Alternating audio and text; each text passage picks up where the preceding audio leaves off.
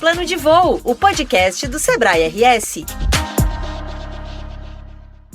Olá, olá! Sejam todas bem-vindas e bem-vindos a mais um Plano de Voo, o podcast do Sebrae RS. Eu sou Alexandra Zanella, jornalista empreendedora e a feliz mediadora deste podcast. Entre os dias 16 e 18 de janeiro, ocorreu a NRF 2022 Retails Big Show. É apenas o maior e mais importante evento de varejo do mundo, gente. E é claro que por mais um ano, o Sebrae RS não ficaria de fora. Afinal, a imersão reúne os principais nomes do segmento para debates, palestras e apresentações. Não bastasse a oportunidade de ouvir grandes personalidades do setor, o evento ainda conta com uma feira de tecnologia com tendências para o varejo, o que é muito importante para esse setor que sempre está em transformação. Especialmente neste momento. Isso porque em novembro de 2021, o volume de vendas cresceu 0,6% comparado a outubro, depois de um decréscimo no último trimestre, segundo dados do IBGE.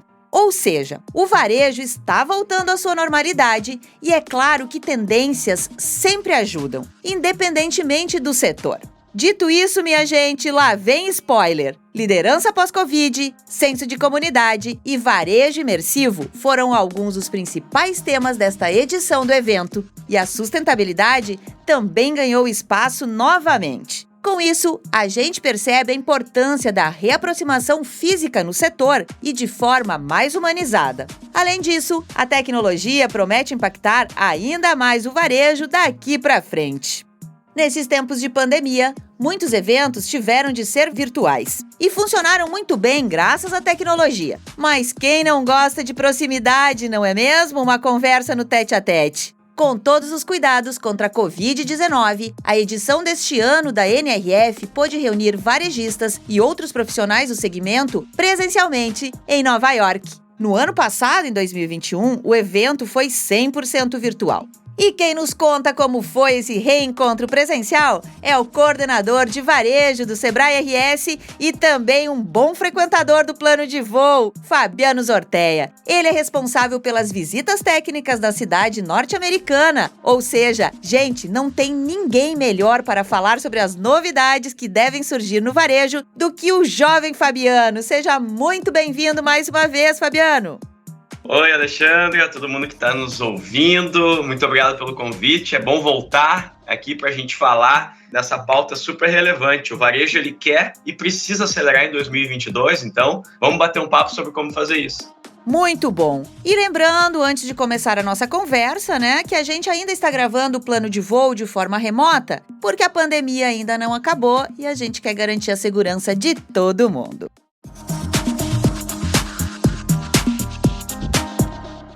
A NRF é um evento consolidado, gente, no setor varejista. Ela é organizada pela National Retail Federation, que é apenas a maior associação comercial do mundo. Vocês acreditam que a primeira edição do evento foi em janeiro de 1911? Mas eu já falei demais aqui sozinha e é hora de quem viveu o evento nos contar como foi a experiência deste ano. Fabiano, o que tem de tendência para o varejo em 2022 que veio da NRF?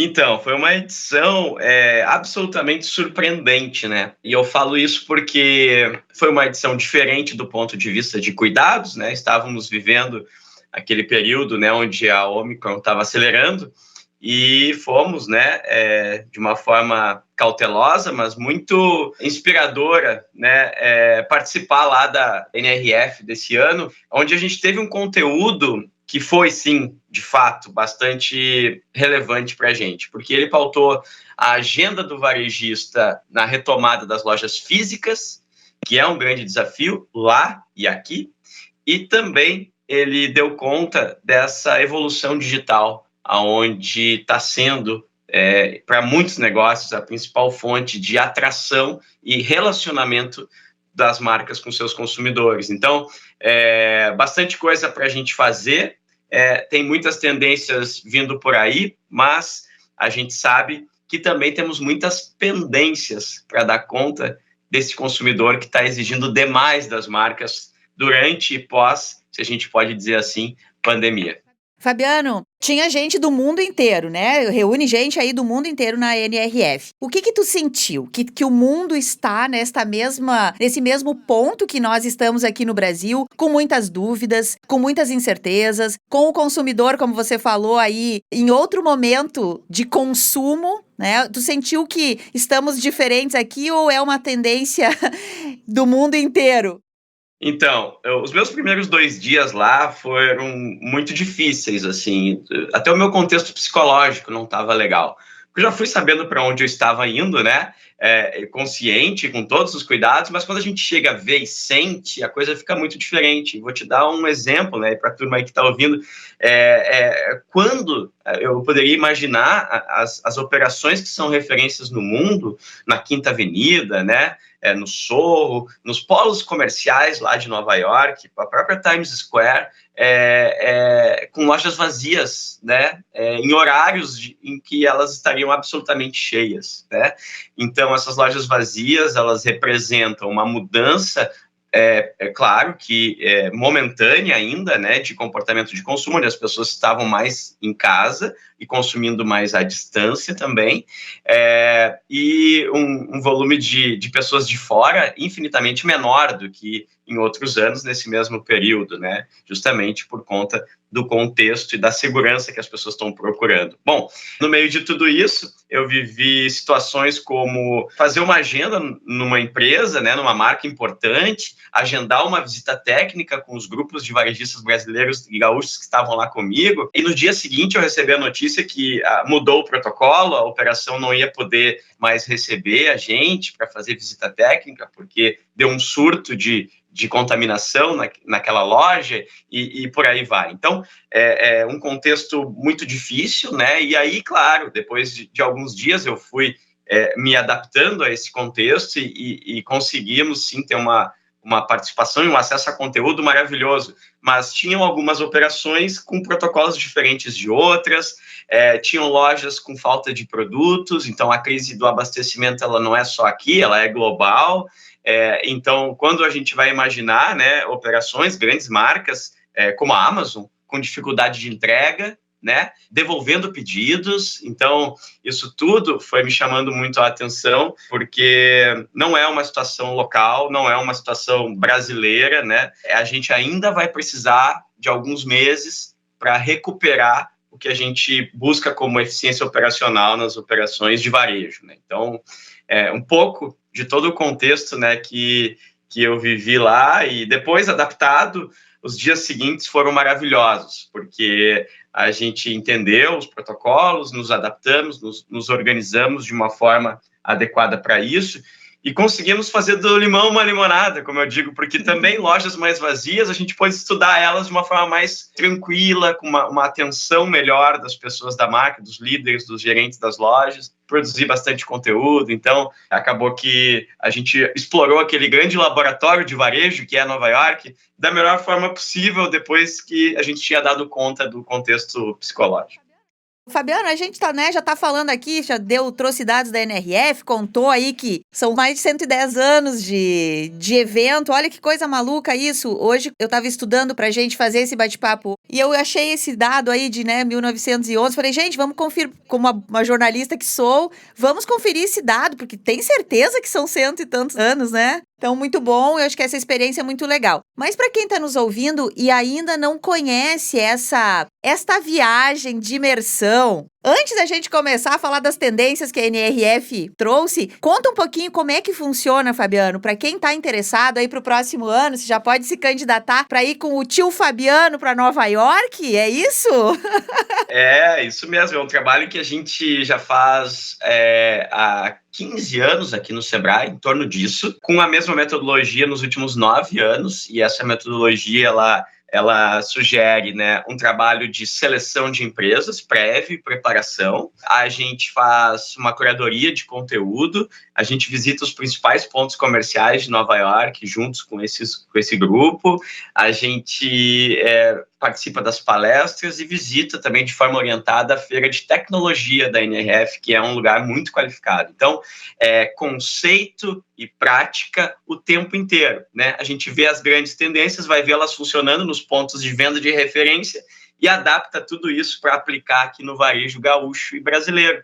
Então, é um trabalho que muda jogo, muda vida e muda negócio, né, exponencialmente. Já foram mais de 400 clientes conosco ao longo desses anos, e a gente tem o maior orgulho de ver essas empresas crescendo, se multiplicando, virando franquia, escalando, abrindo novas operações, saindo novas startups de dentro desses negócios, porque muda o jeito de pensar do empresário, né? Ele volta com uma coragem muito maior de fazer inovação no seu negócio, porque viu tudo isso acontecendo, ninguém contou para ele, ele foi lá, viu e sentiu, e aí a atitude dele muda bastante, e ele volta muito preparado do ponto de vista técnico também. Então eu digo, pode ser comparado como um MBA muito qualificado, né, que a gente faz lá durante 8 dias de imersão, e um acompanhamento que a gente tem antes, durante e depois, que é um trabalho que vai ao longo de 9 meses, ali por outubro até maio do ano seguinte, a gente tem contato direto com esses empresários, e é um trabalho muito especial que eu amo fazer. Então, sim, quem tem interesse pode mandar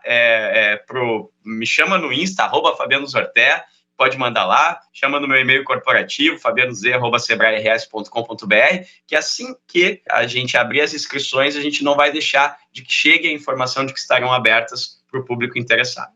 Muito bom, muito bom. E agora te ouvindo falar sobre isso, né? E um dado que a gente trouxe de um dos assuntos que foram muito tratados na NRF e olhado um pouco como tendência, que é o senso de comunidade. E a gente vem ouvindo falar sobre isso, especialmente na tecnologia, né, Fabiano? A importância da comunidade, reunir pessoas interessadas naquilo, comunidade. E aí, quando vem um evento desse tamanho e meio que consolida o tema, né? Mas esses 15 anos aí do Sebrae levando gente para Nova York, na NRF, e também para outras feiras do mundo, já é um senso de comunidade aplicado na prática, não é?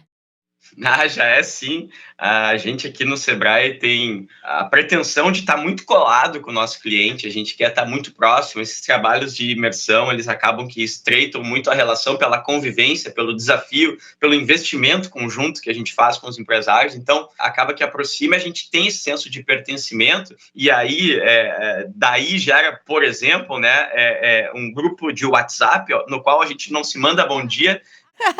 Ah, não tem figurinha? Não tem figurinha, não tem. A gente combina que não precisa, mas a gente troca muita informação sobre como a gente se ajuda no mercado, como a gente consegue um fornecedor.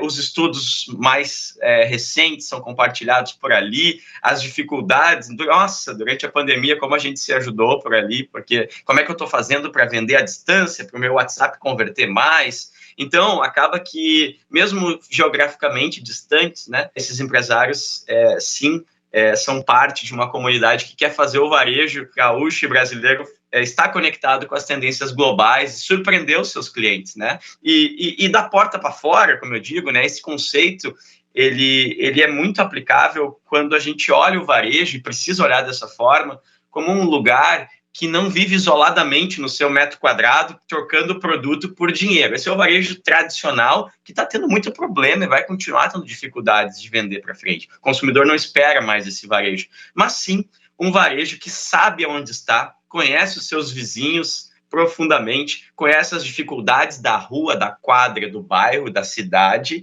e se apropria delas, ora para vender produtos e ora também para ajudar que esses problemas sejam resolvidos, porque ele faz parte de um contexto, né? Ele é parte daquela localidade. Então, o varejo que dá certo é o varejo que olha o seu negócio muito além do seu metro quadrado, e assim ele consegue algo que gera venda, porque o negócio, no final das contas, ele precisa converter vendas.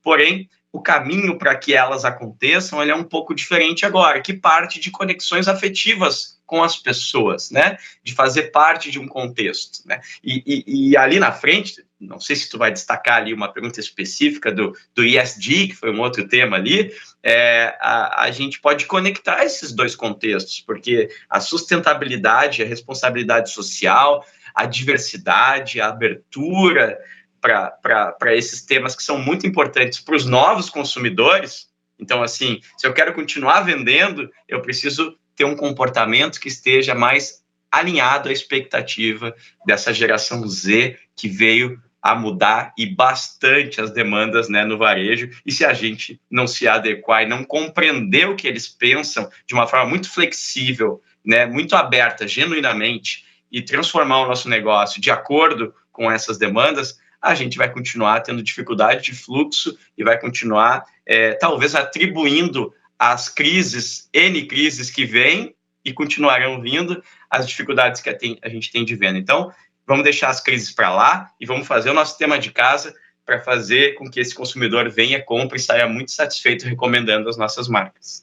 E que além de recomendar, porque o boca a boca, né, Fabiano, é o mais antigo, mas ele tem um impacto, uma avaliação ruim de uma empresa. Ela pode ser uma empresa incrível, mas uma avaliação ruim pode destruir a construção de uma empresa de 100 anos. A gente tem visto isso muito, reputações sendo expostas, e eu acho que dá para se levar isso para o negócio, né? Porque a gente avalia, se eu penso o ponto de vista do consumidor, né? Se o atendimento não é legal, se me dificultam para fazer uma troca, se é muito agressivo no compra quando eu entro na loja. Essas coisas, elas me fazem desistir da loja, não retornar essa compra, e o famoso peguei ranço, né? A gente pega ranço, e quando a gente pega esse ranço, tu acaba compartilhando com a família, tu acaba eventualmente postando na rede social, e depois não tem mais um controle. Aí é muito difícil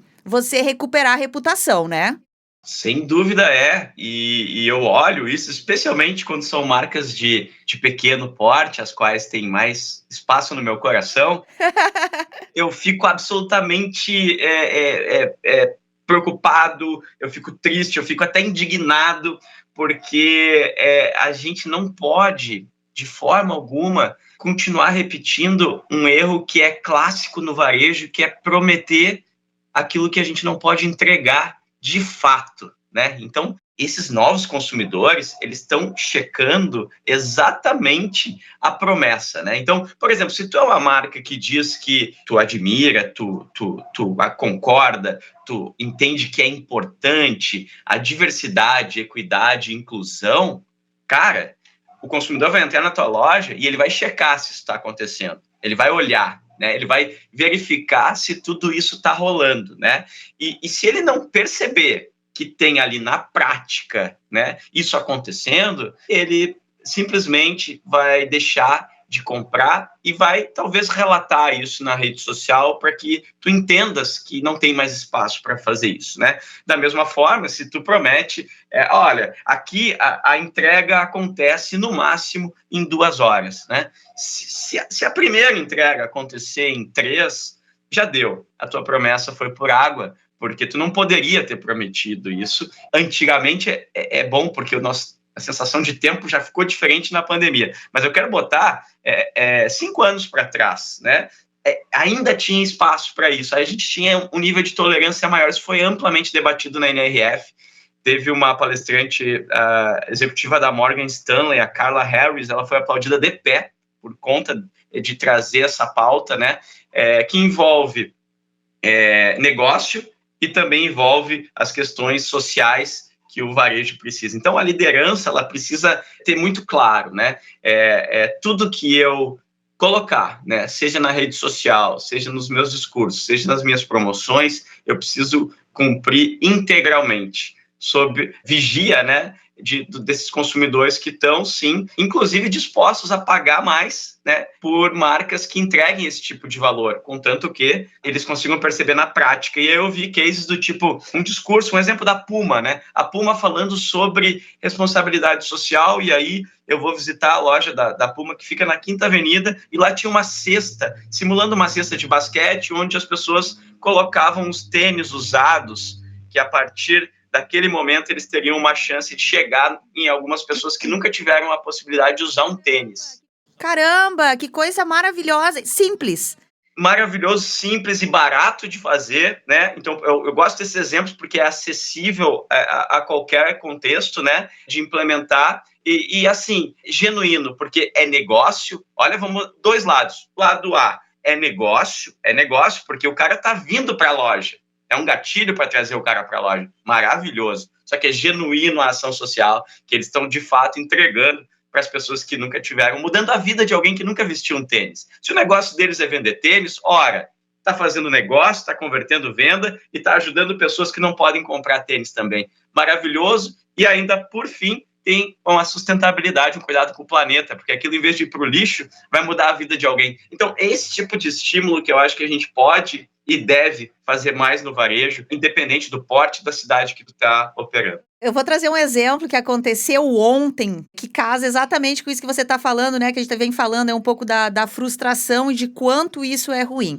Meu sobrinho tem 12 anos, viciado em TikTok, né? A vida dele tá muito no TikTok e ele confere tudo lá. Mas ele me pediu um box de livros dos gatos guerreiros lá. O box que tá bombando, né? Eu comprei o box, ele mora em outra cidade, não na mesma cidade que eu, e mandei entregar lá. E mandei para ele o print que chegaria no dia 23. Ele passou o dia inteiro na expectativa da chegada do box, do presente, dos livros. Ele foi para a escola, ele pediu que quem estivesse em casa, se chegasse, era para avisar ele, porque ele estava muito nervoso. 6h30 ele me manda uma mensagem. Dinda, será que vai chegar? Eu vou lá no sistema, até às 20 horas chega. Mandei o print pra ele. Faltando 2 minutos para as 20, ele me liga. Dinda, não chegou.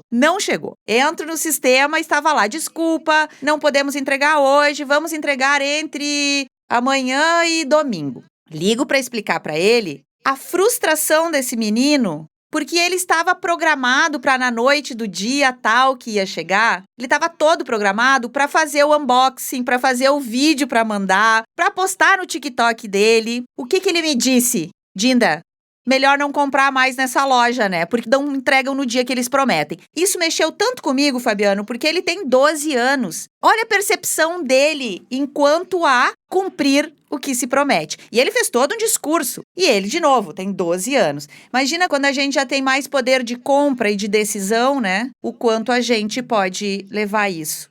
Perfeito. E repara, tu, assim como eu, teria um nível de tolerância um pouquinho maior a essa promessa não cumprida. Eles não têm mais. Então, os Zs, eles são de 10 a 23. É essa turma que está influenciando muito nos que são um pouco mais velhos do que eles, né? Que tem mais poder de compra, muitas vezes, mas que agora as decisões estão sendo influenciadas por eles. Olha, a tua, depois dessa experiência, foi influenciada por ele, né? Completamente. Exatamente. Então, tu agora foi bom que tu trouxe esse caso, porque tu personificou, né, um exemplo real de tudo que a gente debateu lá na NRF, né? Esse varejo, ele muda muito, porque durante a pandemia, Alexandre, e a galera que está nos ouvindo aí, a gente viveu de uma forma muito diferente. E vivendo dessa forma diferente, a gente passou a botar mais luz e valores em coisas que antes passavam um pouco mais batidos, como o nosso tempo, o valor do nosso tempo, né? O valor do tempo com as pessoas que a gente gosta, né? A nossa liberdade geográfica, a nossa liberdade, né? O fato de simplesmente poder resolver as nossas coisas de uma forma mais objetiva. E isso tudo fez com que a gente mudasse o nosso jeito de viver, de olhar para as nossas vidas. E, é claro, nós somos a mesma pessoa que é o tal do consumidor, né? Então, isso se reflete, independente do que tu comprar. O varejo agora, ele não é físico, ele não é digital. Ele precisa ser híbrido. Vai abrir uma loja, saiba, é igual ter alvará. Ela tem que ser híbrida. Híbrida é se relacionar e, quem sabe, até vender nos dois canais, no físico e no digital, de uma forma muito integrada. Acaba essa divisão de, tu é e-commerce ou é loja física. Ela precisa acabar isso, né, Fabiano? Entender que a comunicação digital, por exemplo, que até o postzinho no Facebook, ele é parte da venda. Isto? Exatamente isso. E agora eu quero dar mais credibilidade, porque não sou eu que estou falando, e sim o CEO da IBM. Ele trouxe lá um dado, ele revelou para a gente uma pesquisa. A IBM é muito boa de pesquisa de comportamento de consumo e é sempre uma palestra muito esperada na NRF, né? Então eu estava lá na primeira fila lá com o meu caderninho e aí ele traz que o dado que para mim foi decisivo, assim, 38% dos consumidores irão iniciar um processo de compra em uma loja física. 38%. Os outros, né, vão iniciar por outros canais, especialmente pelo digital. Então, se tu tá com dificuldade de fluxo na tua loja física, dá uma olhada pro teu digital, porque talvez esse consumidor não está vindo porque não está te enxergando por ali. Tu não está fazendo um bom Instagram, tu não está respondendo rapidamente pelo WhatsApp, o teu WhatsApp está burocrático, tá com mensagens prontas, o cara pergunta de manhã, tu só dá uma olhada à tarde para responder. Então, dá uma olhada nas tuas redes sociais, incluindo o WhatsApp, né? Para ver se tu está fazendo, sim, um trabalho com a mesma qualidade que tu sempre buscou fazer na loja física.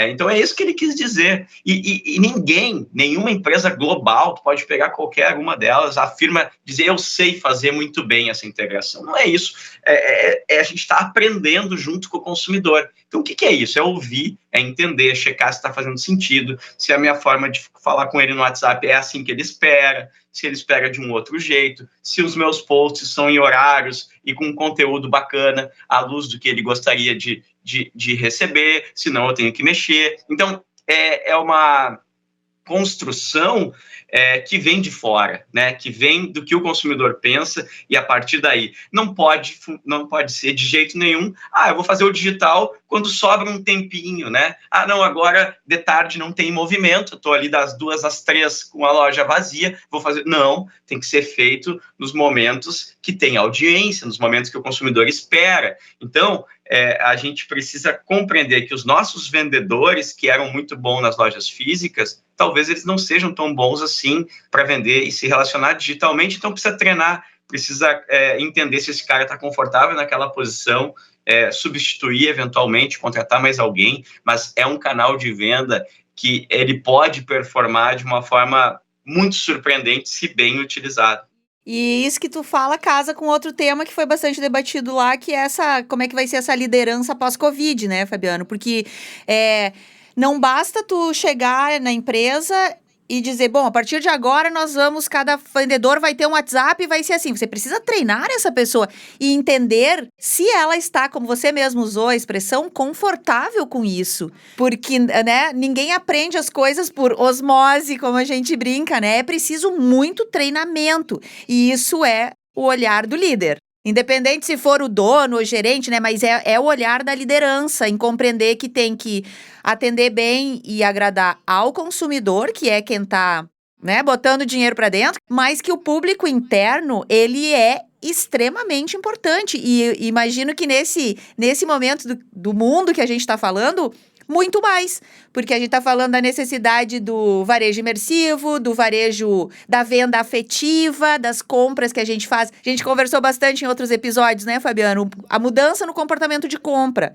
Não compro mais vou comprar qualquer coisa. Eu quero comprar algo que tenha um significado. Então, passa por desde a hora que tu escolhe a loja, né? Sem dúvida. E agora tu trouxe um assunto, Alexandra, muito importante nesse momento para eu dar consistência, porque eu falei lá no início, quando eu disse que foi um conteúdo surpreendente. Eu nunca vi nas 9 edições que eu tive a oportunidade de participar, se falar tanto sobre gente no varejo, sobre pessoas, né?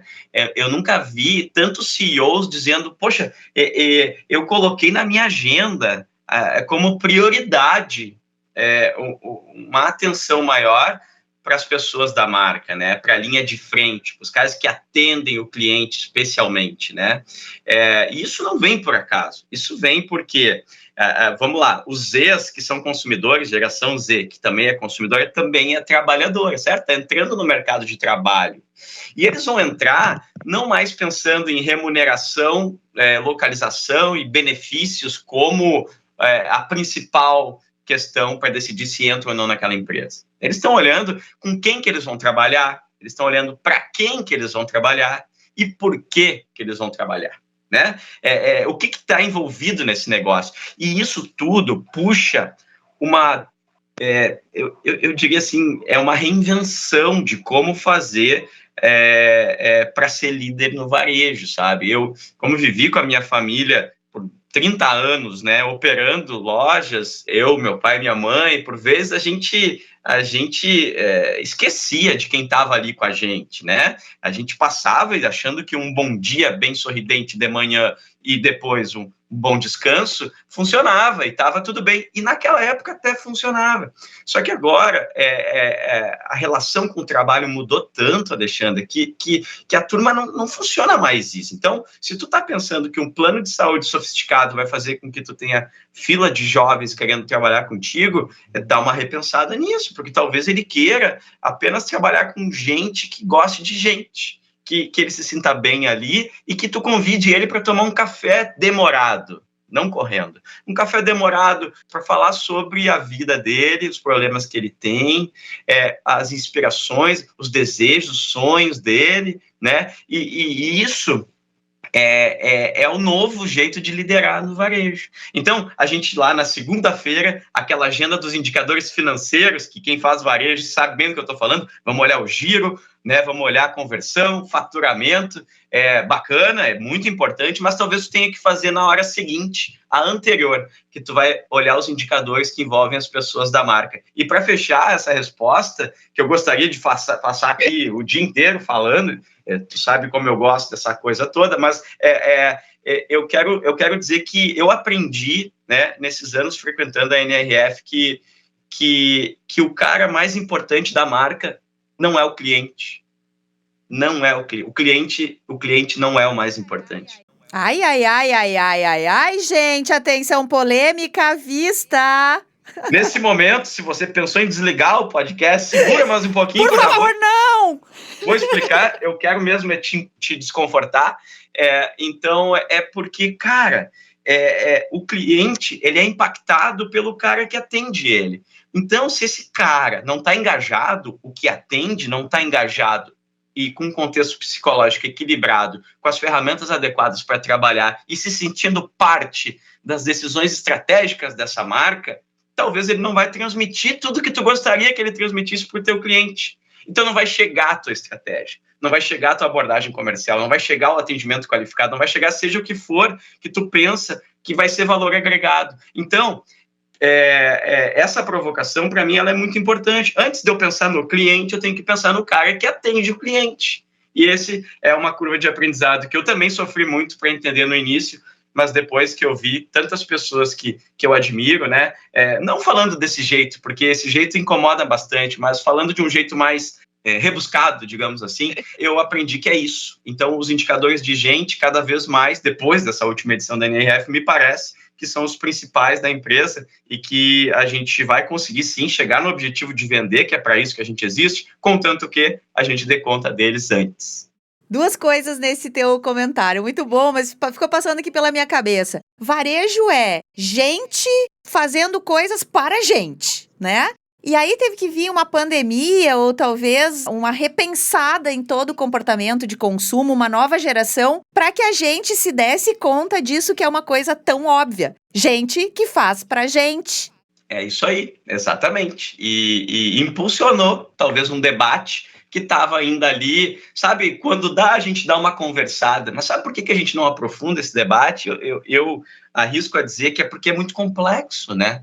Entender de gente, olha, então eu sou varejista, eu sempre entendi de comprar bem, botar margem e vender, é isso que eu fiz, eu sou varejo, eu sei, entendo perfeitamente, porque eu vivi esse varejo também por 30 anos com a minha família, porém, há algum tempo já não é mais assim, por isso que está fechando muita loja no mundo inteiro e estão abrindo outras, né? Porque essas que estão abrindo mais aderentes a esse novo formato, né? Onde gente está no centro das coisas, as pessoas para tocar varejo têm que gostar muito de gente e se interessar sobre aspectos psicológicos também. Então, o varejo cada vez mais ciência, né? Então, eu entendo de gente, daqui a pouco eu vou me aprofundar, né? Vou estudar mais sobre comportamento humano, sobre as gerações, tanto para vender quanto para liderar. Eu preciso entender muito sobre gerações para poder vender, né? E eu vou falar para vocês, o desafio, ele vai cada vez ser mais importante para nós, porque as gerações elas estão mais achatadas, muda muito o comportamento de consumo agora a cada 10 anos, antes era a cada 30, né? Então agora sim, os Zs, logo ali, quem tem menos de 10 são os deltas, e eu tenho um em casa que é o C, que é o Luquinha, que ele vai fazer 2 aninhos em abril, então ele é um bebê que nasceu durante a pandemia, então é geração C porque é geração Covid. Eu já vi alguns estudos muito preliminares, né? Porque eles ainda não demonstram o seu comportamento e não se comunicam com a gente plenamente. Mas logo, logo, o papai quero isso, já tá com o tablet, o celular e o dedinho, ó, escolhendo. Exatamente, e logo, logo a gente vai precisar dar conta desse novo comportamento. Então, claro que agora o foco de todo mundo que faz varejo é os Zs, é um consumidor que vai crescer no mundo inteiro, já está influenciando demais, tem que entender sobre eles. Por exemplo, conversa com eles, tu tem Zs na família, né? Busca os estudos lá a respeito de comportamento dessa geração e genuinamente tu vai entendendo que para eles verdade é muito importante, né? Cumprir promessa, como a gente falou, mas também é muito importante a agilidade, também é muito importante dar sentido para a compra, também é muito importante cuidar do impacto da operação no planeta e na sociedade. Então, tem coisas que são importantes, eles são nativos digitais, nunca viveram sem internet, então talvez ali eles vão te exigir demais, porque se tu não é da mesma idade deles, tu não é nativo digital, então tu precisa aprender, tu precisa te dedicar mais do que eles. E eles são nativo gamers também. Então, a gamificação é muito natural para eles, eles se engajam com isso, e aí entra muitos temas, né, como o metaverso foi falado amplamente, e eu não quero aqui que ninguém se assuste com esse tema, não vai impactar a venda de nenhum pequeno varejista em 2022, mas a gente precisa ficar antenado ao que está acontecendo por aí, e se é o metaverso que vai chamar atenção para entretenimento, né, digamos numa primeira onda, poxa, como é que eu posso fazer para conectar o meu produto e a minha loja com esse contexto? Será que é possível? Será que não é? Então tem que ir olhando para isso, mas antes do metaverso, eu diria que o digital bem feito. E eles já estão dizendo, olha só, Alexandre, eles já estão dizendo, é um desafio para a Amazon e para qualquer pequeno empresário. Eles já estão dizendo que comprar digitalmente está chato, porque só entrega rápida o que agrega? Qual é a experiência que eu tenho? Já está dominado, eu já sei que vem. Então, não é só entregar rápido. Eu quero uma experiência surpreendente. Eu quero que venha alguma coisa que eu não espero que venha. Eu quero que venha uma comunicação. Eu quero que tenha uma história legal que eu vá me conectar. Eu quero alguma coisa a mais do que só conveniência. Que no início, né, era o grande desafio do digital, agora não é mais. Agora é como foi qualidade nos anos 80, né? Agora não, qualidade não é diferencial para ninguém, entregar rápido também não é. Agora a gente precisa dar conta de um digital mais sedutor, mais relevante, que vai fazer com que o cara, na hora que estiver zapeando na internet, seja onde for, ele diga, opa, olha só que interessante, ele me ensinou algo, aqui ele me conectou com algum outro contexto. Nossa, como eles fazem algo novo para a comunidade. Nossa, como essa oferta é boa. Como ele vende melhor essa camiseta do que outras marcas. Ele não está falando de característica. Ele está falando de economizar tempo na hora de se vestir de manhã. Está me ensinando a ter um guarda-roupa mais enxuto, mais sustentável e mais funcional. Então, é esse tipo de coisa. O home office, eu vendo material de construção, eu estou ensinando a fazer um home office de uma forma barata, funcional, e vai fazer com que a vida do cara seja melhor. E, por consequência, eu vendo material de construção. Então, essas coisas todas, né? Eu vendo instrumento musical, eu estou ensinando também, mostrando para ele o caminho de como aprender a tocar. Esse tipo de estímulo que eu acho que a gente tem que pensar na hora de fazer comunicação, venda e relacionamento com os novos consumidores. Te ouvindo falar tudo isso, penso que essa geração Z aí, ela tá muito ligada a uma palavrinha que a gente tem usado bastante, que até tem gente que tá cansado dela, assim, mas que a gente precisa tirar só do conceito e botar na prática, que chama propósito, né? Que já tá, às vezes, que saco falar sobre propósito, mas vamos esquecer um pouco só o conceito que vai ficar lá bonitinho, minha empresa tem esse propósito, e aplicar o propósito no dia a dia, né? Então, você trouxe o exemplo lá da loja da Puma, né? Com o recebimento do tênis antigo, da pessoa que vai para alguém, que vai ter uma questão de verdade. Então, o propósito, ele tá enorme, não pode ser só uma campanha de marketing para parecer bonito, porque a gente vê muita empresa fazendo de conta, e eu enxergo isso como algo insustentável, né? É impossível. E essa galera, essa geração Z, ela tá muito atenta a isso. A questão ambiental, né, que muitas empresas, o ESG aí, a nossa sigla, que muita gente tá remando para aprender. Ontem mesmo eu li um artigo que falava que as empresas estão muito confusas e elas não conseguem aplicar isso. E que isso está refletindo diretamente no bolso. Porque, afinal, o varejo se resume em vender. Mas Qual é o desafio? Como é que eu vendo? Como é que eu empacoto? E tu trouxe bons exemplos aí, né? O cara vende instrumento musical, ele pode junto dar conteúdo. E de novo a gente volta pro papo lá do início das nossas compras mais afetivas, as nossas compras que mais do coração, menos do impulso. Então, eu acho que tem um desafio grande pro varejista. Me parece que tem possibilidades fáceis e acessíveis pra gente aplicar e dar essa volta e manter as portas abertas, que é o que a gente quer. É verdade, não, o desafio ele é grande, ele já era antes da pandemia, já tinha muitos estudos observando uma redução do fluxo e tração de pessoas em lojas físicas, né, porém, um destaque para que lojas que entreguem algo além, né, da transação comercial, não estavam sendo impactadas por isso, então estava um sinal muito claro, antes da pandemia, que o consumidor estava privilegiando, né, o seu tempo para ter, né, um outro tipo de experiência. Eu queria tangibilizar, porque quando eu voltei, assim, eu estava ainda no avião, impactado por tudo que eu tinha ouvido, e aí eu peguei e comecei a anotar, assim, então, mas a loja física, né, o papel da loja física para a retomada, a função venda, ela está em último lugar. A função dela, a loja física para vender, ela está no último lugar na escala de prioridade. Quais são os lugares anteriores, de funções da loja física, né? Eu vou citar 6 antes aqui, rapidão.